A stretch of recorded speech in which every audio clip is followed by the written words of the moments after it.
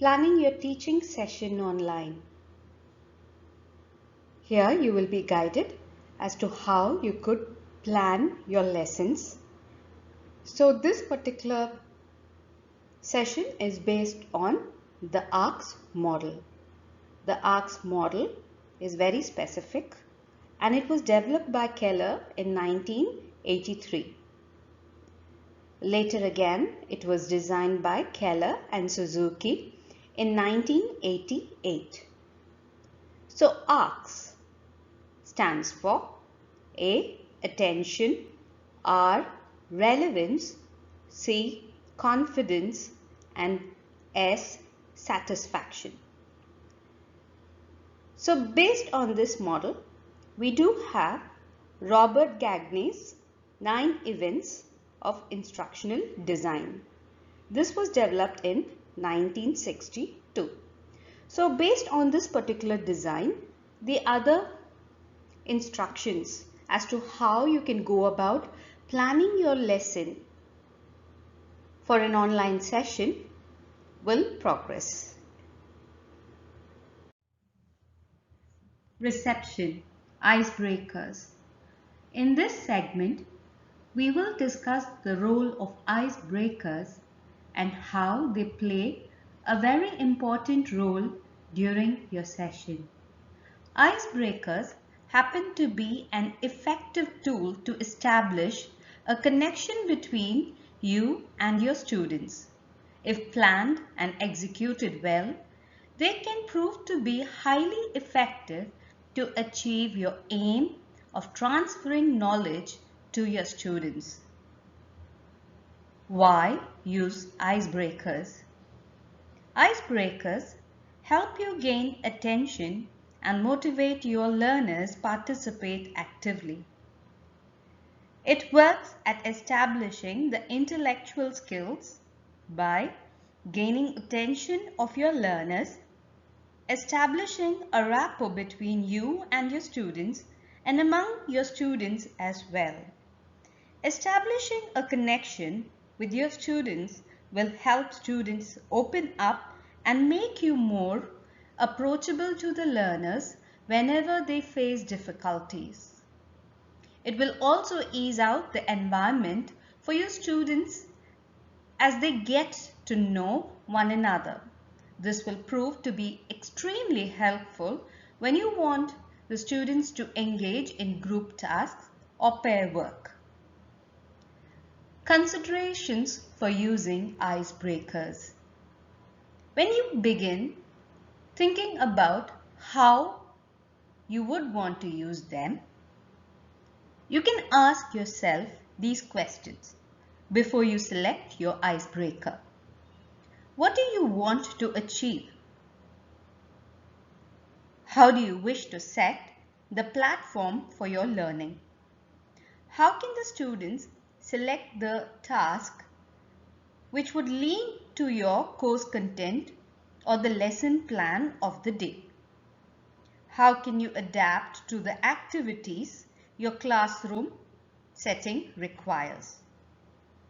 So when you ask yourself all these questions, you will have a clarity as to what kind of an icebreaker you require.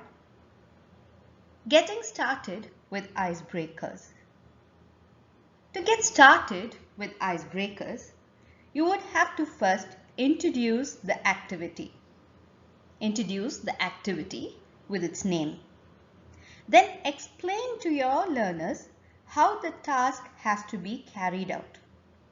The steps, the process, procedures, rules and regulations. Whatever is applicable to the particular icebreaker, explain it to them. And also give them an explanation as to the expected responses you expect from your students.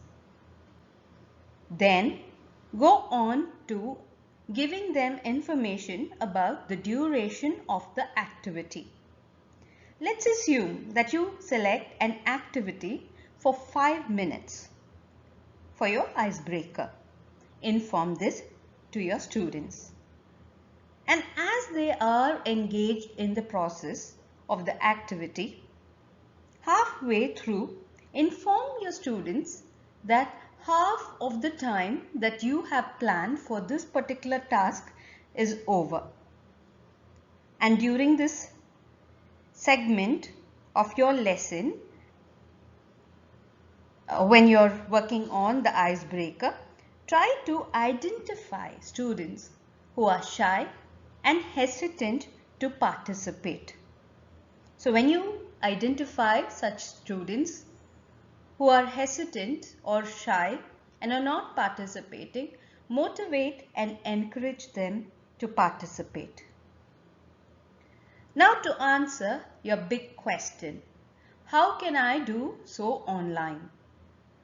So for online icebreakers, you can organize something like a quiz.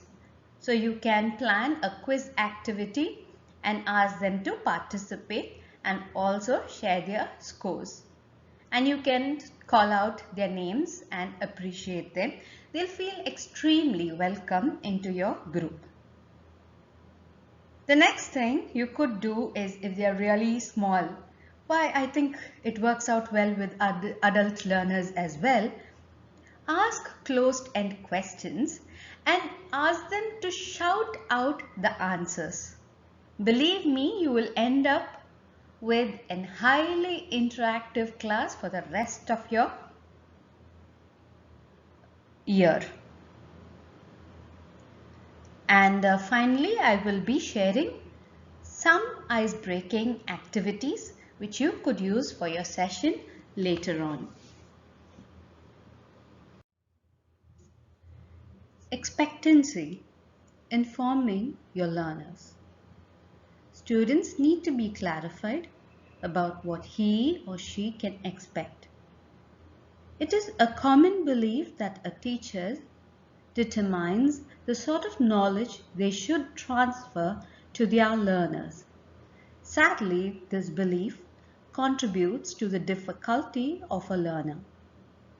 When a learner is informed about the framework and how this new knowledge will help them gain an understanding to progress in their learning and how it would benefit them by acquiring this new knowledge, you as a teacher will be setting a level of expectations to their learning.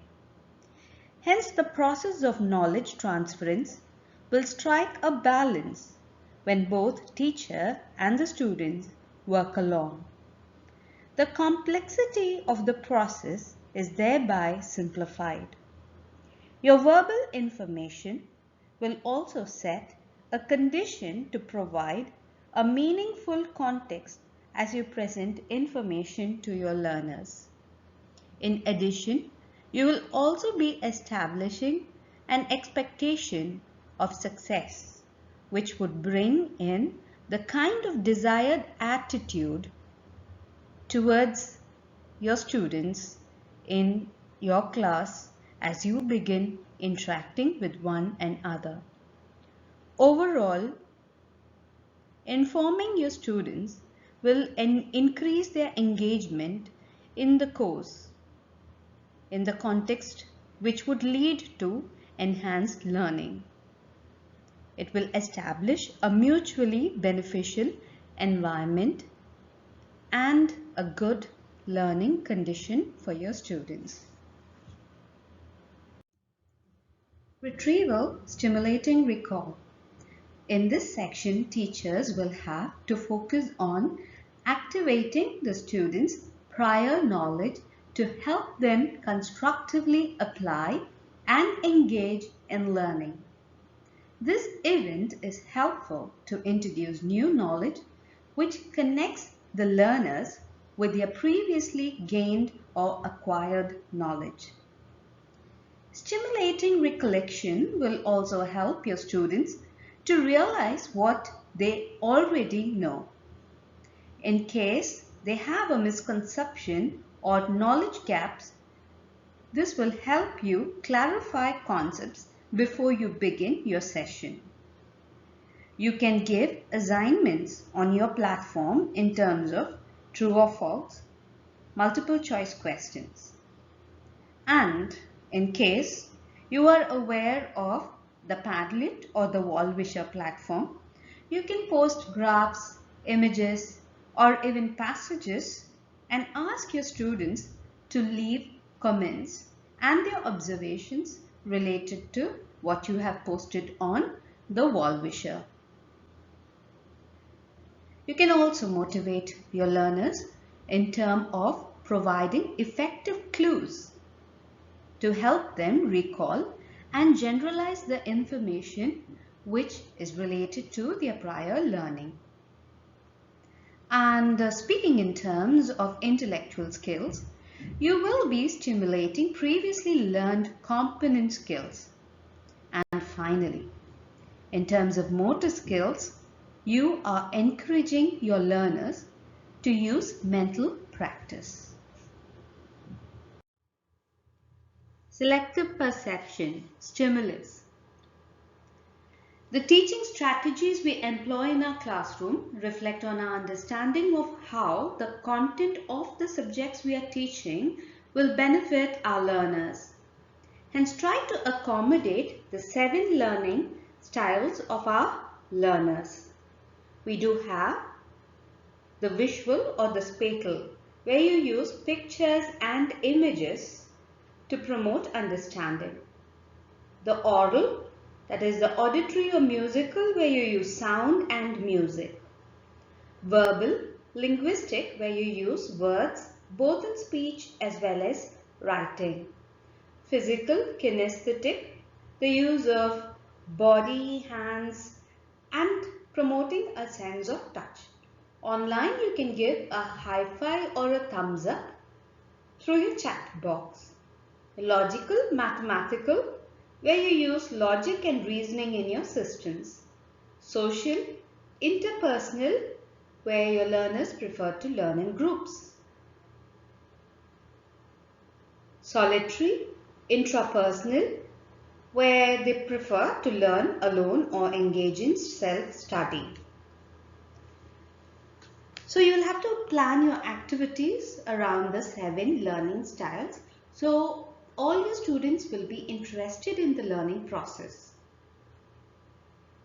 So once you have analyzed the prior knowledge of your students, you can begin introducing your learners to a selective, organized manner and engage them in active learning. You will have to remember that constructing and communicating new knowledge is easier when a student has strong foundations. Hence, I would suggest you could follow 2 strategies. First, teach by telling. Give them information, be very clear about the kind of information you are giving them. And second, identify the times for telling. When you are giving extra examples out of the scenario which you draw from real life, identify the time. This will largely depend upon the interpretations you are providing to your learners in the context of acquiring new knowledge. Your learners should be able to identify complex problems, make inferences, and also draw conclusions after being introduced to principles, concepts, or structures that relate to new knowledge. The process can be made interesting online by integrating some activities or by giving examples or narrating stories.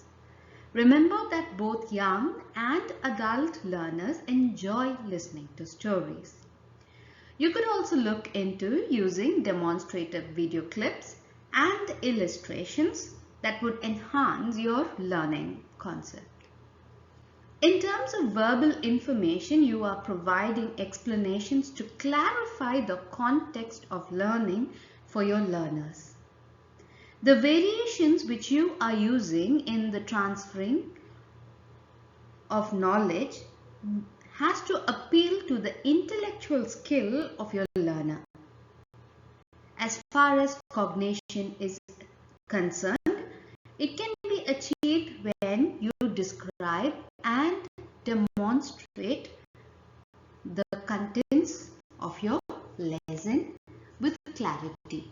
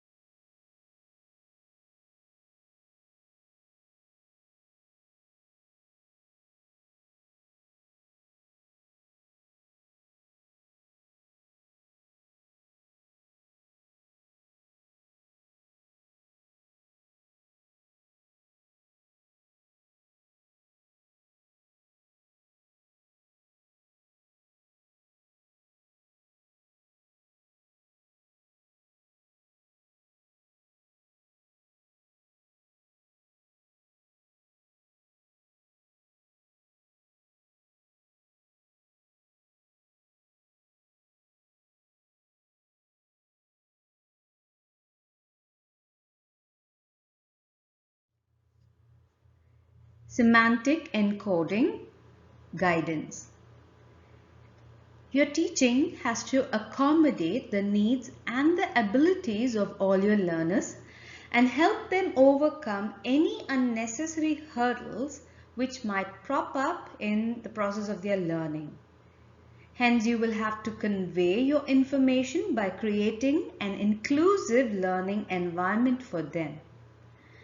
Build your class by permitting the students to perceive information and also promote their comprehensive ability, giving them ample room to express themselves and engage in learning material which you will be providing to them.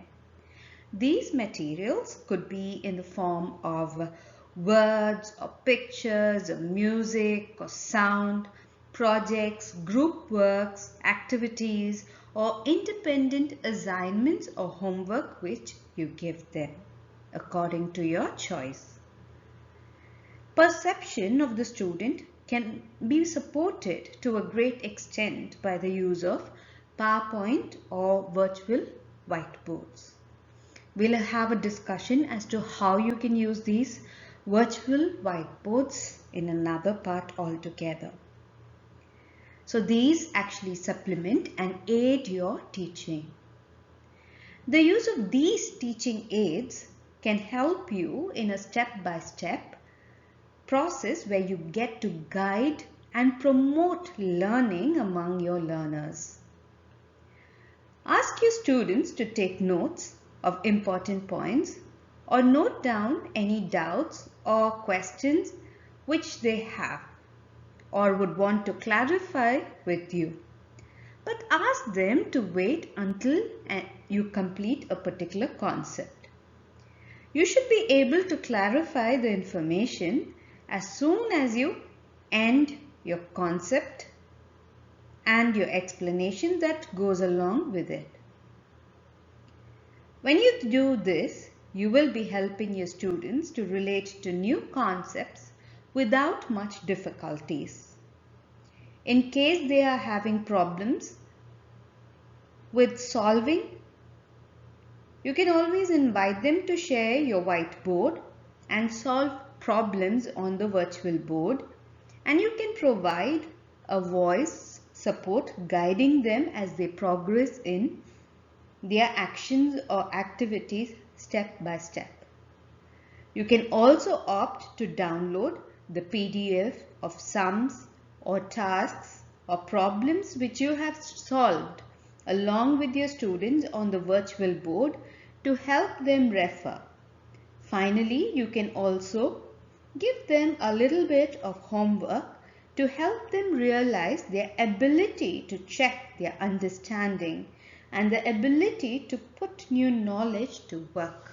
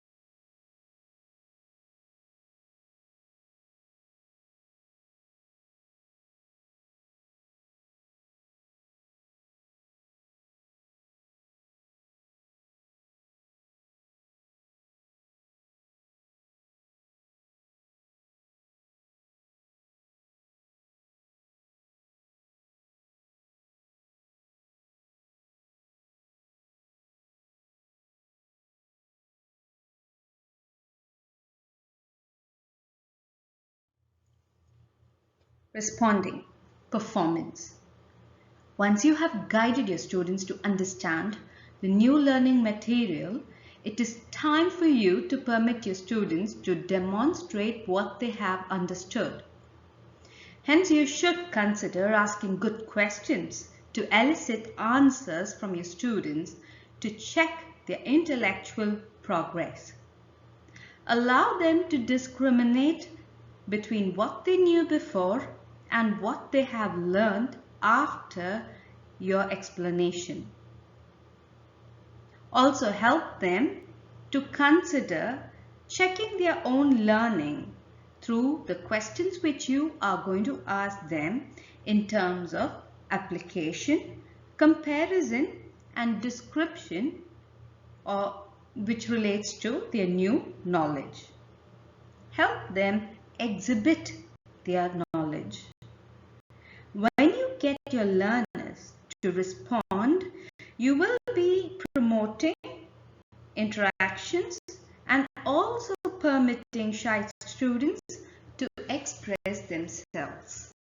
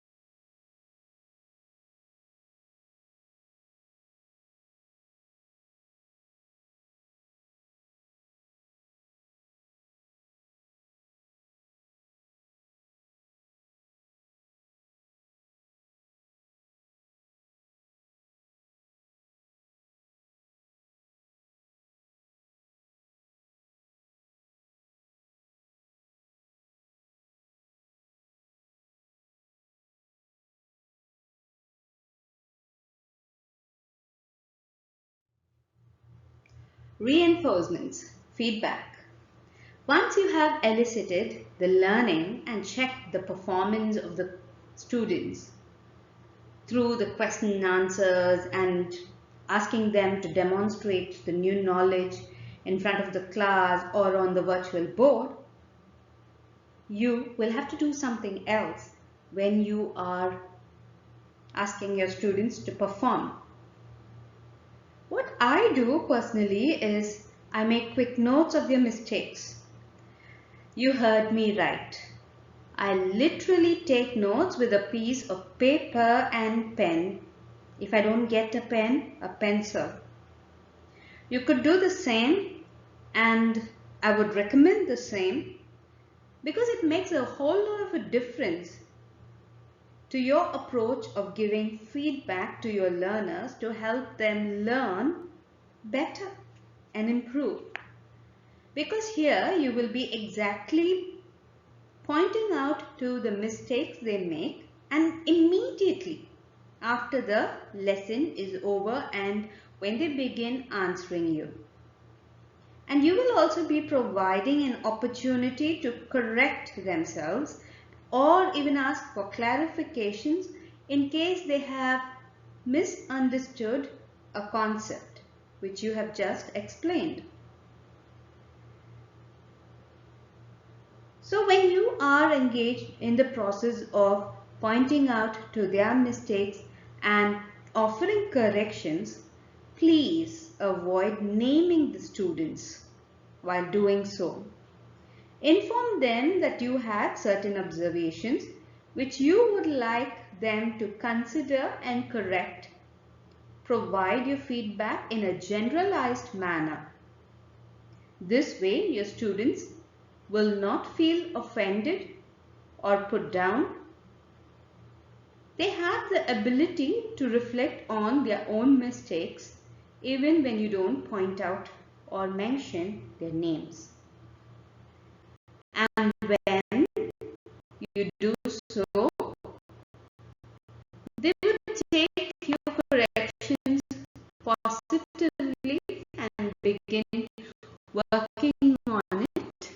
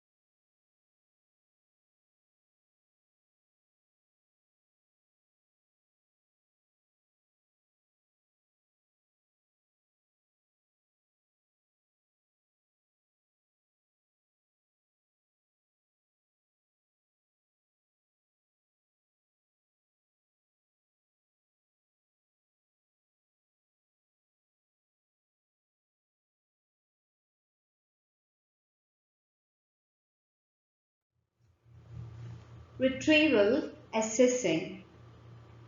The evaluation process is a measuring tool to help learners understand how much of learning has taken place. However, this section does not have to be a part of your regular lesson plan. So the measurement can be applied through the process of quiz, test, homework and case study, as well as research projects and other assignments.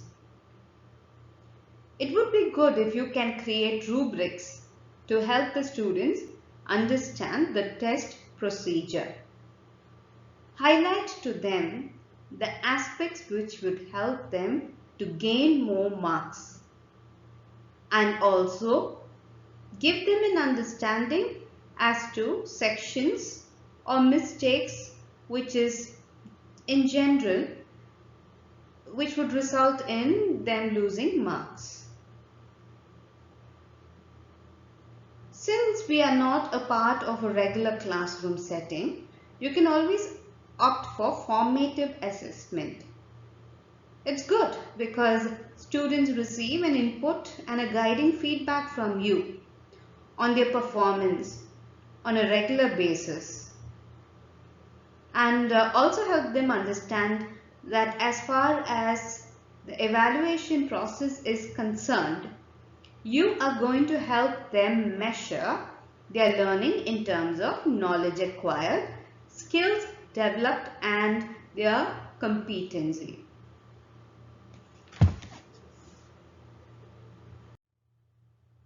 Generalization, retention and transfer. This is going to be the last part of your entire lesson plan.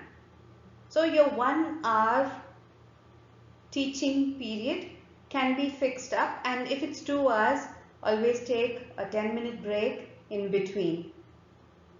Okay, I've already communicated the draft of the lesson plan with the duration for each section earlier to you. So when you have reached this final stage, just give your students an overall summary to help them retain whatever information or whatever learning that has taken place. You can also give them a little bit of classroom activities, out of class activities for them to apply their learning outside the classroom. Thank you.